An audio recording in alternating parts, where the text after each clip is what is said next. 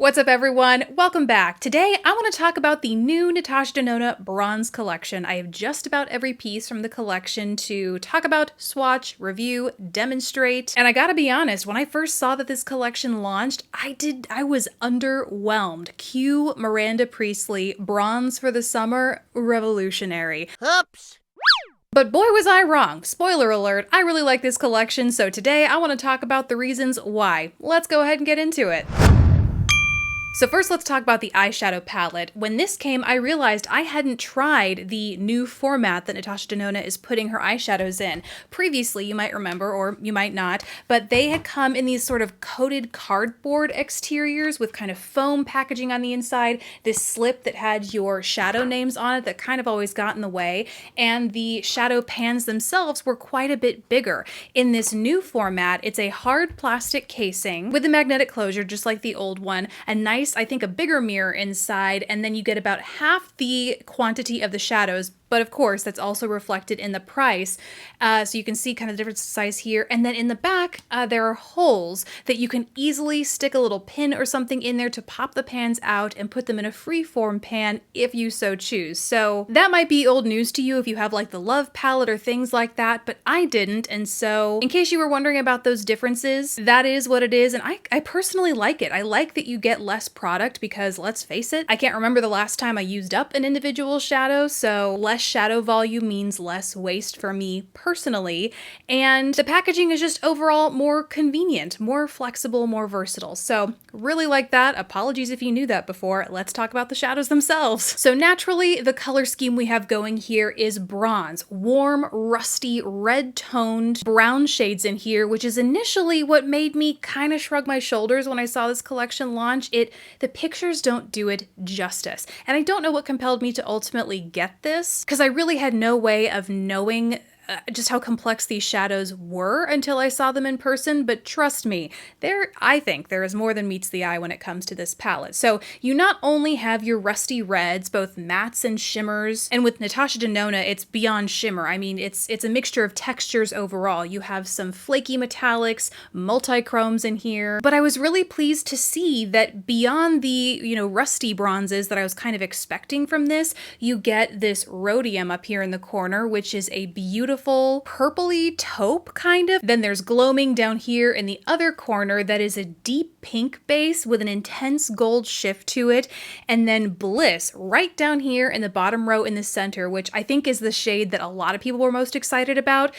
In the pan, to me, it looks like a softer pink shade with a gold shimmer, almost like a lighter dupe of gloaming. It almost looks redundant until you actually go in and use or swatch bliss, and that is when I personally realized that it's not really a gold shift. It's more like an intensely green gold shimmer to it. It's not a shift, it's a shimmer that goes throughout the shadow, and boy, does it make your eyeshadow look so complex and multidimensional. I love it. I actually uploaded, the first look I did with this was with that shadow, and I uploaded it to Instagram, and I'll put it right here so you can kind of see it play all the way through. But it is definitely one of the stars of the show in this palette just because of its complexity. And together, I feel like all the shadows create a really beautiful color story that still offers some variety. Like, you don't get too many rusty bronzes or too many bronzy taupes. They really changed it up here with some contrast, not just in shades, but texture, and I love that in any palette.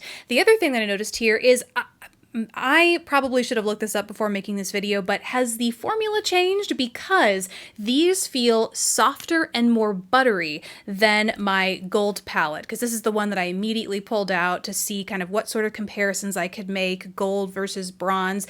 And maybe it's because of the age of my gold palette, because it's just been sitting around out for longer, but the bronze shadows just feel ultra soft and buttery to the point where some of the mattes kick up quite a bit of fallout, which I don't mind. I think it makes them very blendable and smooth across the lid. Like, it's not like I'm experiencing chalkiness or patchiness with any of these, but I definitely notice a difference. So let me know, is that just me? Do you notice that? Is there an actual difference? Let me know down in the comments below. Basically, I would recommend this palette. That is no surprise. But if you were on the fence about it, kind of trying to understand if the color story is something that would appeal to you, if it really is interesting enough to add anything to your collection, I personally think it is. I think you get enough texture and complex shades in here to change it up, at least for me and in my collection anyway. So I really like this eyeshadow palette.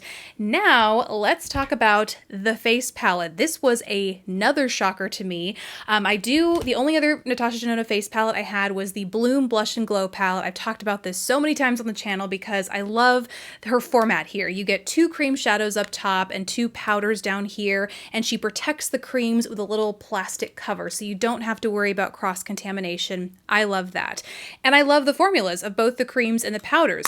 But the cream formula has changed. And again, I don't know if that has been the case with previous cream palettes in between the Bloom and the Bronze, but I can definitely tell you that is the case with the Bronze. So similar to the other small quad palettes like this, you get your 2 cream shadows up to, or cream products up top. One's called the Bounce Cream Glow. This is a pale golden cream with a pink iridescent shift to it. It's really not too extreme. It just adds like a little bit of a difference to your makeup look, I think.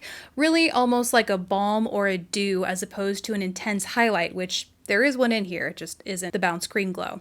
Then there is the Bounce Cream Blush, which is like an intensely satin, light to medium nude shade. Now, the major difference here is that, and I guess it's kind of indicated in the name, they're called Bounce because they're similar. They're not, I wouldn't describe them as a cream formula. They're closer to like a ColourPop cream formula where it's like a pressed mousse. It's ultra soft. You'll be able to see it in the close-up here where you can see that my finger actually makes an indentation because it's more like a pillow texture where you can press your finger in and it holds the shape. And as a result, I find that this is way closer to a cream to powder formula than her previous cream formulas were. Those would sometimes, especially if it's hot outside, kind of maintain a dewiness or a texture, not quite a stickiness, but not totally dried down, which was rarely an issue for me because I'd always set it with a powder, the highlight powders over top.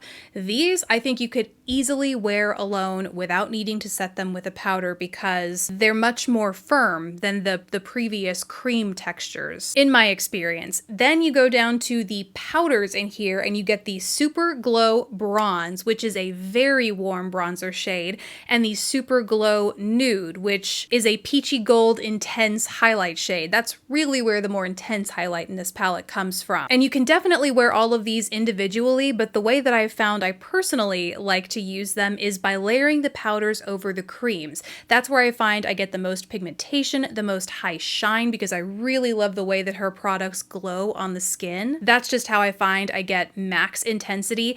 And something I do want to point out is, unlike the Bloom Blush and Glow palette, I think a lot of people didn't like this Glow Extreme shade in here because it is a chunkier shimmer. Again, it was intensely shiny and shimmery, and that's my jam.